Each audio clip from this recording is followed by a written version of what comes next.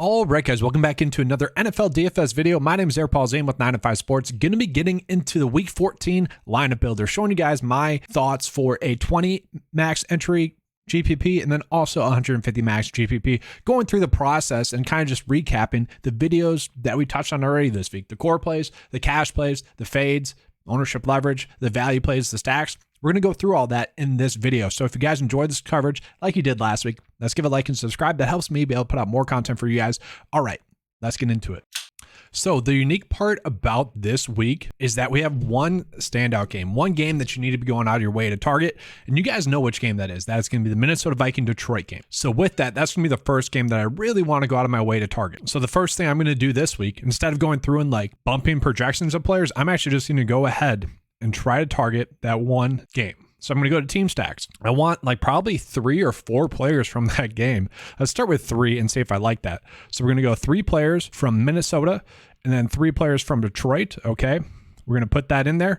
It's set at 100% right now. That's going to change when I do the settings for max exposure. Okay. But for now, like we do know we want to be targeting that game. So I'm going to go ahead and max exposure for the slate, maybe 35, maybe 30. We'll go with 30. Don't want to be too overexposed to anyone too much. Okay. Also, I'm going to instantly set flex and eligible for tight end. I don't want a tight end in my flex. And now to get the lineup optimizer to work right away, I have to set something for it to filter off of, like player pool wise. So what I'm going to go ahead and do is I'm going to change the exposure for Josh Allen. And then I did Deonta Foreman because I think he's going to be a solid play, but let's not get too crazy with it, like 15% max. Okay, so let's just generate it. All right, so the first lineups that it spit out to me are actually pretty good ones. I'm pretty content with them. Probably too much Isaiah Hodgins. I'm not really sure why he's popping up that much. You guys know my thoughts. I like Philip Dorsett a little bit more. So that's something we can go ahead and change as a value price point play.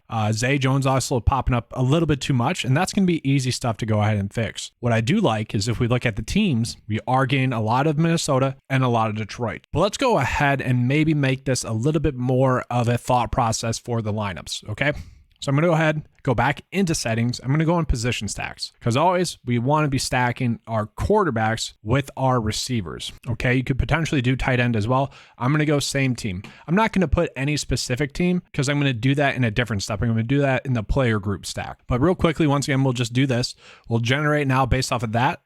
And we should have a little bit more appealing lineups. And there we go. So Kirk Cousins should be paired up. He's paired up with Adam Thielen and TJ Hawkinson. That's good. Adam Thielen's going to be paired up with Justin Jefferson. We like that. Let's see if Jared Goff, 30% projected own. Let's see him now. Amon-Ra St. Brown. We like that as well. Okay. So now we can go ahead and let's just maybe make some adjustments based off of the ownerships that we have, because we do have some players that are going to be a little bit too high owned. And I'm going to go about attacking the slate this way because with one standout game, I want to be able to attack it in a unique way, but also in a very logical way to get the correct lineup pass that I want for that game. So Derrick Henry, 30% projected own, or getting 30% ownership to him. Let's just bump that down to 15. Okay, same thing with Joe Mixon.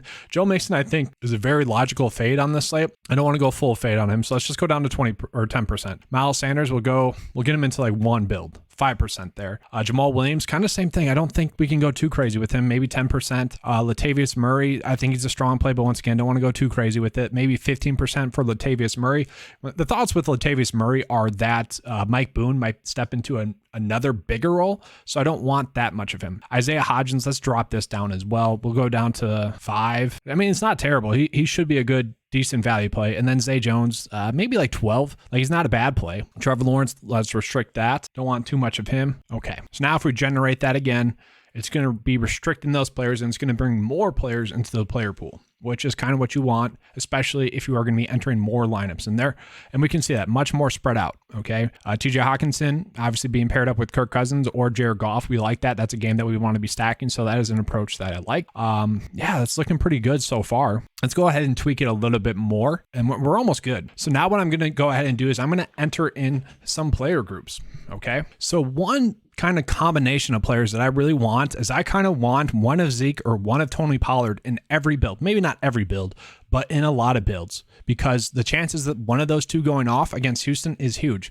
The chances of both of them going off against Houston, probably not as big, but we know that they both have a good matchup, but they're both kind of priced poorly because they both eat into each other's workload. So let's go ahead and try to get one of them in each build. So we're going to go with exactly one of Zeke or Tony Pollard in all my builds that include Kirk Cousins. Obviously, Kirk Cousins is going to be like the highest quarterback that we have along with Jared Goff. So we're going to do the same thing there. Tony Pollard, and then also Zeke. So that's good. Another thing that I want to throw out there is when a lineup does include Kirk Cousins, I want at least, and this is how I'm going to get the players that I want into a build mix and matching with Kirk Cousins, because we're already filtering them by. We want at least 3 players from that Detroit and Minnesota game. But we're also telling the lineup optimizer that when a lineup includes Kirk Cousins, you want at least a receiver from him. That is great. Now we're going to get the other players in there that I like Chris Godwin, Garrett Wilson, Philip Dorsett, maybe Travis Homer, CMC. We're going to do that now.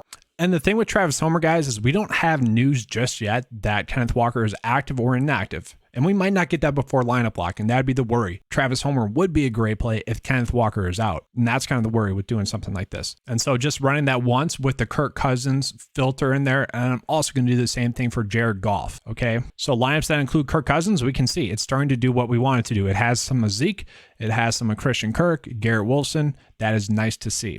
Okay. You could also bump up that threshold a little bit more if you wanted to, but I'm not going to. You can also see Tony Pollard's getting in there a little bit more as well. Something that I like to see there as well. All right. So let's take it a step further. And actually, I wanted to do one more thing with that specific position stack. I want some more of TJ Hawkinson with it. Okay. Just put him in there. And you could possibly even go 3 here. Like it's pretty good, obviously. And let's do that. I'm going to go 3 players. Okay. So now that's looking good. Let's go ahead and do that with Jared Goff, but maybe put some, more Detroit players in with him. So at least 3, and we're going to do a lot of the same players.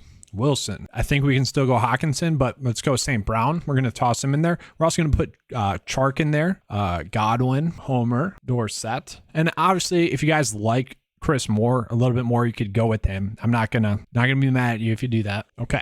So now let's go ahead and run that again. And now we're really starting to get the builds looking the way we want it to, because we are both attacking that game that we want to be attacking, that Minnesota and Detroit game, but we're doing it in a very optimal way. Okay. And that's what I like about it. And obviously when tomorrow comes, we'll get a little bit more injury news and we can kind of make some adjustments as it comes, and that'll be great. Now, one thing I want to point out is that I'm not getting too much of Tyler Huntley. Okay. And I also kind of wanted a stack with Ryan Tannehill, just a little one, and then also maybe a little bit of Geno Smith as well. So let's go ahead and do that stack there. So because I think Tyler Huntley could be a good solo stack play, like alone, you don't need to put him with anyone, maybe Mark Andrews, but I'm going to put him at a max exposure, but I'm going to lock him into 15%. That's what I'm doing there. Okay. So looking at the builds, scroll down to 15%. We can see Tyler Huntley in there, kind of pulling that in as well. We can see DeMarcus Robinson is being pulled in there with him. That's kind of the worry, is that we already have it filtered by settings and we're doing position stacks. Okay. Obviously the position stack is telling it QB with receiver. That's what it's telling, or that's what we're telling it. Okay. And that's kind of the worry. All right. So I'm going to go ahead and bump this down a little bit, maybe max exposure to 20%, because I want to do more lineups now. And just a reminder, guys, when it's 150 lineups and you're already telling it a lot, it's going to take a little bit. Heck, it could take 2 minutes. Normally, it only takes like maybe 10 to 30 seconds. But the more you tell it, the longer it's going to take. All right, so it just got running it, and I did add something else real quick as well. Position stacks. I went ahead and I added a couple more teams because I was doing 150 max lineups. I wanted to filter it on a little bit more. So what I did is Minnesota, Detroit, Tennessee, KC, obviously getting Patrick Mahomes, and then Seattle as well. Geno Smith with Tyler Lockett or DK Metcalf in that game against the Panthers is going to be highly appealing to me. So let's get into the build, show you guys kind of what it spit out. So we're getting a lot of Dalvin Cook, a lot of Zeke, 20% there. A lot of Christian Kirk, St. Brown, that's good stuff there. Then we're getting enough of Tony Pollard as well. I like that. Christian McCaffrey's getting some. We're good. Like, it's looking good. Maybe we'd want a little bit more of Kirk Cousins and Jared Goff now in the 150 max. That's something we could probably adjust a little bit. Maybe get those two up to about 20%. And that's something I could go ahead and lock in as well. But, I'm feeling pretty good about these lineups, and we can see they are being built optimally now. Okay. That is what I like to see. And they're still pretty chalky, but they're chalky in a unique way. Okay. They're chalky in a way that a lot of people aren't going to be doing. So that is an approach that I like. Miles Sanders, guys, what do you think? Just full out fade Miles Sanders? I know the lineup optimizers are liking him, but I don't know. That's tough. That's rough. Joe Mixon as well. Like, I get it. It makes sense. But at the same time, it's not that good. It's only had one good game. I guess that'd be my worry there. So one player I'd probably want a little bit more of would be Chris Godwin. Okay, Chris Godwin only at 5%. He should be a stellar play. The issue with that is we're trying to pull in both Justin Jefferson and Amon-Ra and St. Brown into a lot of builds because, well, that's the game we want to stack. Okay, so we're already limiting the amount we can be on, and by doing that, by locking in basically one of those into every build, and then also maybe like Josh Reynolds, he's pulling in there a little bit too much. DJ Chark, like those guys are being pulled in a little bit too much because that's the game that we want to be attacking. So that'd be the worry there. All right, so yeah, the last move that I made was I went ahead and I went to max exposure for 30%, and that's going to actually filter it based off of better players. Okay, one thing I would probably do is I don't really like Josh Reynolds this week. With Williamson back or healthy now, I'd probably drop this down to 10%. Okay, and that'd probably be the final move I'm going to do. And maybe like less of Demarcus Robinson in there as well. Maybe move Tyler Huntley down to 10% instead of 15%. You know, there's going to be small little things that I do before lineup lock once more news gets filtered in. But I like the fact that we're getting Garrett Wilson in a lot of builds. I like the fact that we're getting Zeke and Tony Pollard into a lot of builds. Dalvin Cook, obviously the top player that you want to be on. Maybe a little bit more CMC. And that's something that I could probably do more. But once again, it's going to be tough to get on CMC when we are already trying to get a lot of St. Brown and a lot of Justin Jefferson. So that'd be the biggest worry there. But that's all I have for you guys for the lineup builder in week 14. Hopefully you guys enjoyed the coverage. If you did, you know what to do. Give a like and subscribe. That helps me be able to put out more content for you guys. All right, thanks for watching. As always, let's keep cashing.